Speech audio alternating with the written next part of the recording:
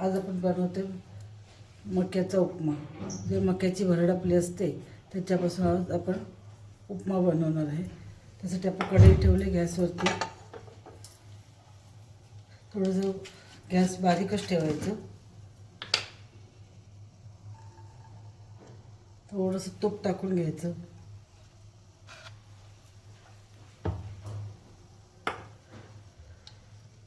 तुपामध्ये आपण हा आधी पहिलं भाजून घेणार आहे. जसं आपण उपमा बनवतो ना रव्याचं तसंच बनवायचं आपल्याला.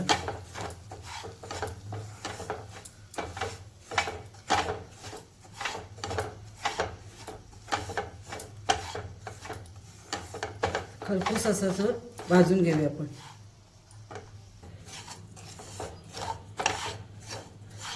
थोडं शिजायला आपल्या रव्यापेक्षा थोडा वेळ लागतो, म्हणून का भाजतानाच व्यवस्थित भाजून घ्यायचं.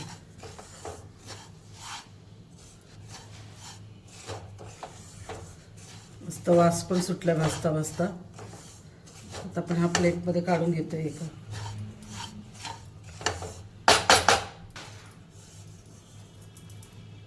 आता आपण काढून घेतलं.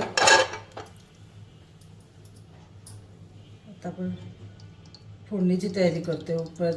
तुम्ही तेल घ्या, तूप घ्या, काही घ्या, पण आता थंडीचे दिवस आहेत त्यामुळे आपण थोडं तेल वापरणार आहोत. तेल व्यवस्थित गरम झालं आपलं.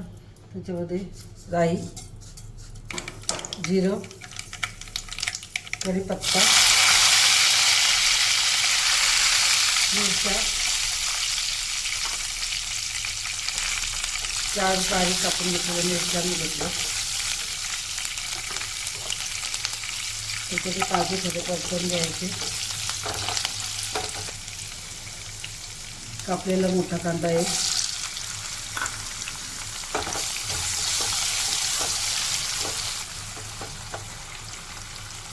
बारीक चिरलेला टॅमॅटो एक घेतलाय.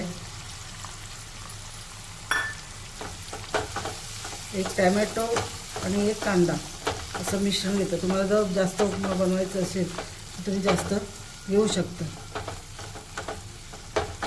थोडंसं गॅस मोठं ठेवायचं पाणी कांद्याचं निघेपर्यंत.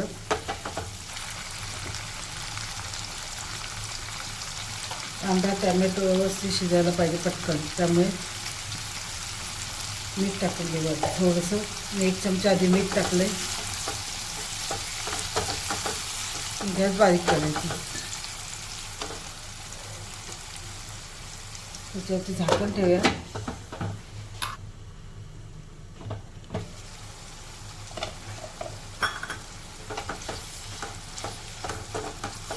परतून झाल्यानंतर त्याच्यात आपण ओला वाटाणा. आता ओला वाटाणा तर शिजन आहे म्हणून ओला वाटाणा आपल्याला थोडंसं छोटं वाटी मी एक थोडी छोटीशी वाटी आपली त्याच्यामध्ये मी वाटाणा घेतला ओला. अर्धा वाटी घेतला मी हा. गाजरचे थोडेसे तुकडे,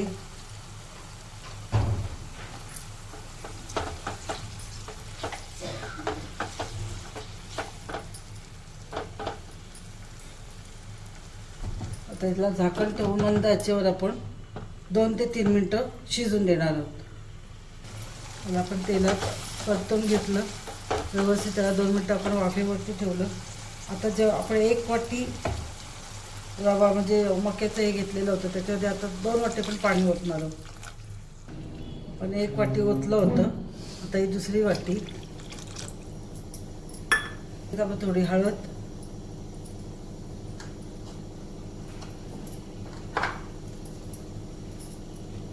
थोडंसं लाल तिखट. हे ऑप्शन आहे, तुम्हाला आवडलं तर टाकणार, तर मिरच्या टाकल्या तरी चालते.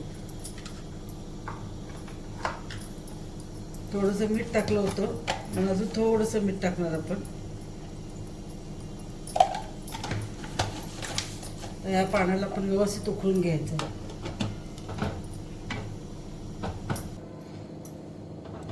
आपण झाकण काढून आपण 2 वाट्या पाणी ओतलं होतं ते मी त्याच्यामध्ये आपण हे भाजलेला जो मक्याचा हे आहे रवा म्हणाला, चुरा म्हणाला तरी चालेल.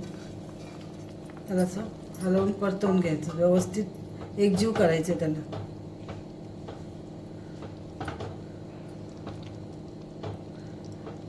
मी पाणी ओतल्यानंतर मसाला हळद टाकली. तुम्ही जर भाजता भाजता हळद आणि मसाला टाकला तरी चालेल. पहिल्यांदा मीठ टाकलं, पण दुसऱ्यांदा पण पाण्यात मीठ टाकून घेतलं तरीही कमी वाटलं तर तुम्ही वरून टाकू शकता.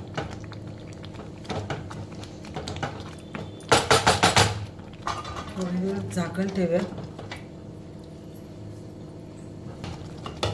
थोडीशी साखर चव येण्यासाठी.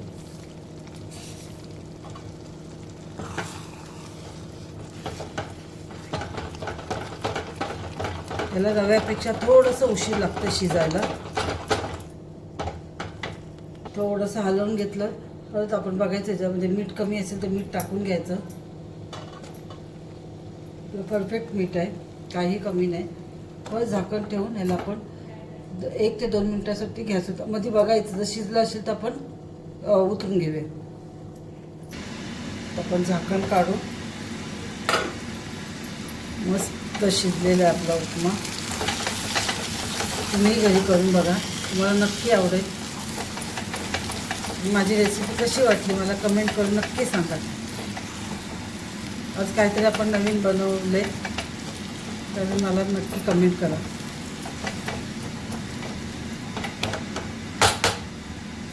ही अशीच सुचलेली रेसिपी आहे. पण मग केकची रोटी बनवली, मग वरचं ते डाळ राहिलं त्यामुळे म्हटलं चला हे त्याचा पण उपमा करून बघूया. वरून आपण हिरवीगार कोथिंबीर टाकले.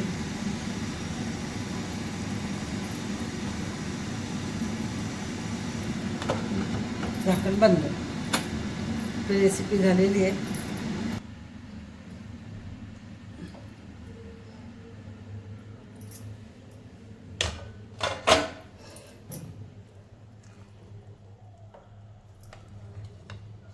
तयार आहे आपली खाण्यासाठी उपमा आपला.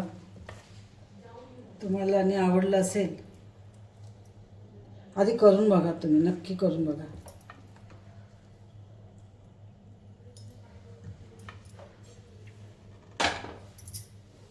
बाजूला लिंबू. कसं वाटतं? छान वाटतंय ना.